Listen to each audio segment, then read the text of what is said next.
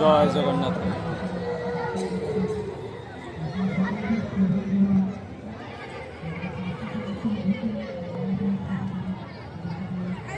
রথটা নিতে চাইছিল, রথটা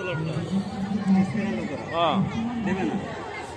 যারা বংশ আদালত তারা দেয়, সেটা দিয়ে গেছে, পৌরসভায় দিয়েছে।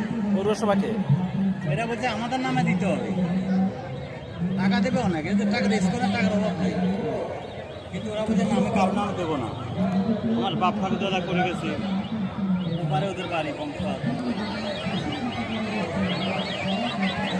মেলাটা ওখানে হয়েছে।